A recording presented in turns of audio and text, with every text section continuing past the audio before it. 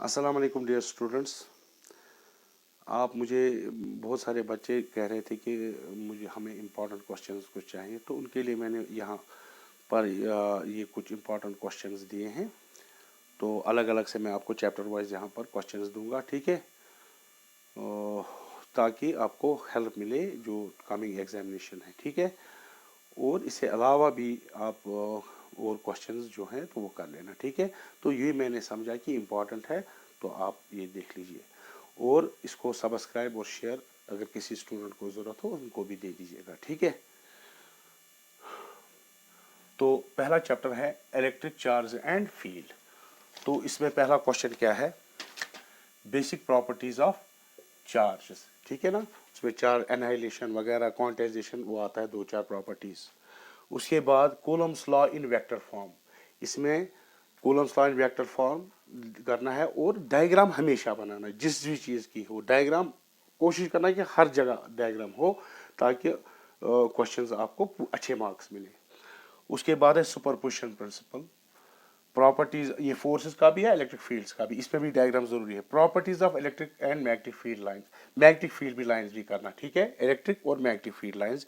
Electric dipole field at axial, equatorial and general point, ये मैंने कराया भी आपको, आप कर लेना वहां से।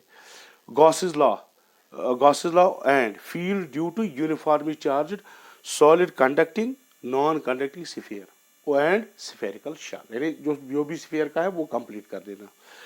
और एक्सरसाइज में क्वेश्चन नंबर 1 टू एक्सरसाइज 1 में question number 1 to question number 18, ठीक है, ये कर लेना। और जो भी सॉल्व एग्जाम्पल उसमें है जो आसान सी हैं वो भी कर लेना, ओके।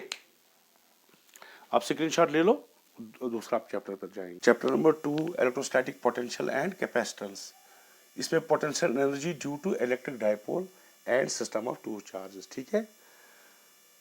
इक्विपोटेंशियल सरफेसेस क्या होती है, 3 नंबर का क्वेश्चन आ सकता है। प्रॉपर्टीज ऑफ कंडक्टर्स, ये भी 3 नंबर का क्वेश्चन आ सकता है। पैरेलल प्लेट कैपेसिटर में 3 केसेस है, जब कोई स्लैब में एयर हो, एयर कैपेसिटर, या उसमें नॉन कंडक्टिंग स्लैब हो, डाइलेक्ट्रिक हो, या उसमें कंडक्टिंग स्लैब हो। And energy stored in it, और इसमें एनर्जी स्टोर्ड क्या होती है उसकी रिलेशन। उसके बाद डाइलेक्ट्रिक एंड पोलराइजेशन, डाइलेक्ट्रिक और पोलराइजेशन, उसमें वो डाइलेक्ट्रिक क्या होती है और पोलराइजेशन क्या होती है, उसमें रिलेशन ससेप्टिबिलिटी और परमिएबिलिटी की वो रिलेशन होती है। वेन डी ग्राफ्स जनरेटर, इसमें कंस्ट्रक्शन प्रिंसिपल और वर्किंग और यूजेस, डायग्राम जरूरी, हर एक जगह डायग्राम जरूरी। और एक्सरसाइज इसमें question number 2.1 exercise 2.1 to 2.11 question और क्वेश्चन 2.25, ठीक है। स्क्रीनशॉट ले लो, आगे बढ़ते हैं। तो चैप्टर नंबर 3 ये मैं बात कर रहा हूँ एनसीईआरटी टेक्स्ट बुक की, ठीक है। तो पार्ट 1 पहला है ड्रिफ्ट वेलोसिटीज की, जो भी तमाम रिलेशंस निकालनी है वो निकालनी होती है ड्रिफ्ट वेलोसिटी की। रिलेशन फॉर रेजिस्टिविटी, रेजिस्टिविटी और इसके दरमियान, रेजिस्टेंस के दरमियान रिलेशन निकालना। And colour codes of resistors, cells in series and parallel, Kirchhoff's laws, ठीक है ना। और उसकी एप्लीकेशन क्या है, पोटेंशियोमीटर, ठीक है ना, कंपैरिजन ऑफ रेजिस्टेंस एंड वगैरह, ईएमएफ सेल, वो हमने प्रैक्टिकल में भी आपको दिखाया था, ठीक है ना। Question number 3.1 to 3.13 exercise, okay.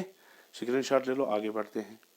और moving charge and magnetism, cyclotron, diagram फिर से हर एक जगह बनाना। Biot Savart law and Ampere circuit law, और एम्पियर सर्किट लॉ की एप्लीकेशंस, ठीक है। Force between two parallel current carrying wires, solenoid and toroid, moving coil galvanometer, ठीक। Magnetic movement of revolving electron, that is Bohr's magnetron, okay. Exercise 4 के question number 4.1 to 4.13 and question 4.24 इसका, ठीक है, ले लो स्क्रीनशॉट। नेक्स्ट है chapter number 5 earth magnetism, earth magnetism complete, that is dip declination वगैरह जो भी और relation between horizontal vertical component होता है अर्थ मैग्नेटिक फील्ड, वो पढ़ना है। मैग्नेटिक प्रॉपर्टीज ऑफ मटेरियल, वो paramagnetic, diamagnetic and ferromagnetic substances, उनमें कंपैरिजन जनरली करवाना होता है, चार्ट बनाना 3 लाइनें और उसको कंपैरिजन ऐसे होता है। What is hysteresis and what is hysteresis loop, okay. Question number 5.1 to 5.11 फिर से, और जो सॉल्व एग्जांपल जो जिस भी चैप्टर में है, जो बुक में की और आसान है, आपको आसानी से आती है, वो कर लेना जरूरी, और डायग्राम हर एक जगह पे बना लेना, ठीक है, ले लो screenshot. Chapter number 6 electromagnetic induction, EMI, Faraday and Lenz law वो उसमें in accordance with the law of conservation of energy वो, और फैराडेज लॉ, एडी करंट्स, ये 3 नंबर का क्वेश्चन आ सकता है। सेल्फ एंड म्यूचुअल इंडक्शन, इसमें जनरली वो है यूनिट्स वगैरह का, ठीक है ना, हेनरी वगैरह, उस वो याद कर लेना उसमें। AC generator complete, diagram, principle, working, construction सारा इसमें दे देना। क्वेश्चन नंबर 6 एक्सरसाइज 6 में question number 1 to question number 10 ले लो स्क्रीनशॉट, आगे जाएंगे। Next chapter number 7 alternating current, AC voltage apply to LCR circuit. LCR circuit में एसी वोल्टेज जो लगाते हैं उसमें फेजर एनालिसिस और एनालिटिक एनालिसिस, ठीक है ना, पावर कंज्यूम्ड वगैरह सब कुछ आता है उसमें, और उसमें आता है पावर फैक्टर भी, उसकी पूरी एनालिसिस, और ट्रांसफार्मर जो प्रॉब्लम्स दी गई हैं वो कर लेना।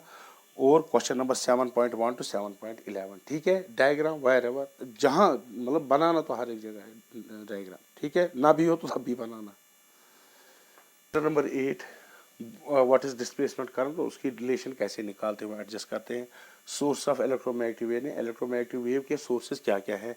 Study of electrowave spectrum, spectrum में क्या अल्ट्रा वायलेट, इंफ्रारेड, माइक्रोवेव्स वगैरह, उनको स्टडी करना, उनकी रेंज वेज वगैरह क्या होती है वो करना है।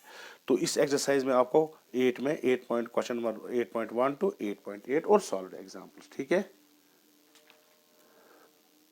Next chapter number 9 ray optics, mirror equation यानी प्रूव 1/u + 1/v = 1/f और f = r/2। रिफ्रैक्टिव इंडेक्स, उसकी डेफिनेशन, एब्सोल्यूट रिफ्लेक्टिवनेस वगैरह क्या होता है, and relation apparent depth by real depth = mu, वो भी निकालना है।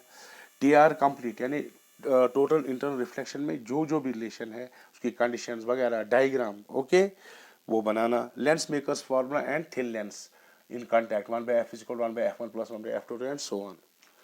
रिफ्रैक्शन थ्रू प्रिज्म, प्रिज्म में जो भी मैंने आपको बताया है वो उसमें रिफ्लेक्टिव इंडेक्स की फार्मूला, वो ग्राफ, और minimum deviation, position, angular dispersion वगैरह वो उसमें कर लेना प्रिज्म का सारा। Compound microscope and telescope astronomical, ठीक है।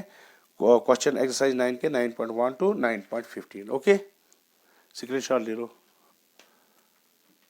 अच्छा एक बात यहाँ मैं भूल गया, खासकर कंपाउंड माइक्रोस्कोप और टेलीस्कोप में रे डायग्राम ही सारा कुछ है। जिसको रे डायग्राम वो कुछ भी लिखेगा, रे डायग्राम नहीं होगा कोई मार्क्स नहीं मिलता है, ठीक है। नेक्स्ट है आपका chapter number 10 wave optics, Huygens principle वो क्या होता है, उसकी डेफिनेशन वगैरह, और proof of laws of reflection and refraction. YDS Young's double slit experiment, ठीक, condition for constructive interference and destructive interference और फ्रिंज विड्थ निकालना, ठीक है।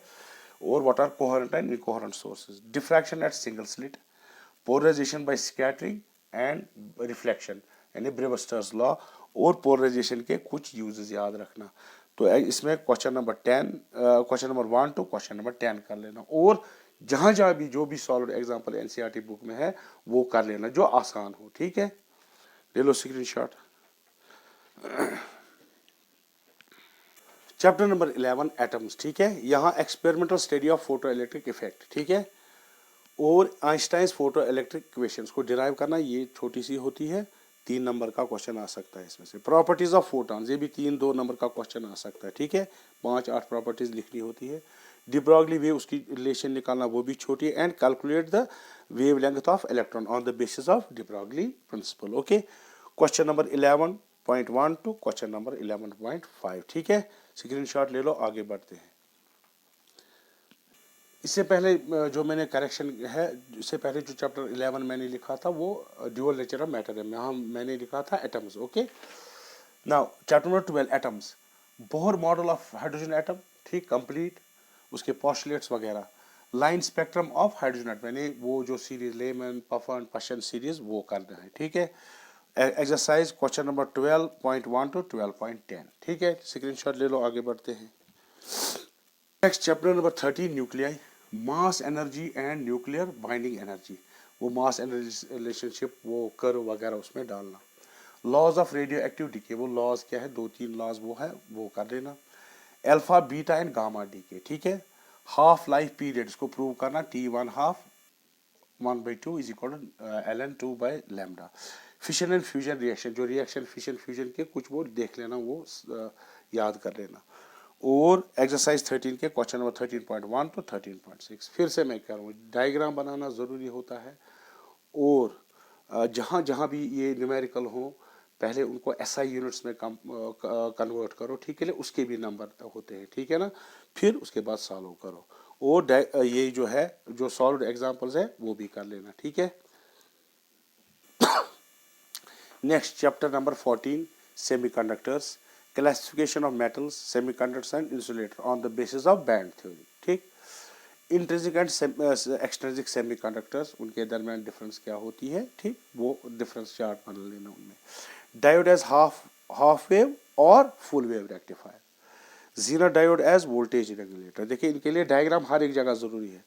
Transfer as switch and as amplifier, सिर्फ किसके लिए, कॉमन इमिटर कॉन्फ़िगरेशन और ट्रांजिस्टर एनपीएन, ठीक है, पीएनपी नहीं, और कोई और कॉमन बेस या कॉमन कलेक्टर कॉन्फ़िगरेशन नहीं, सिर्फ कॉमन इमिटर।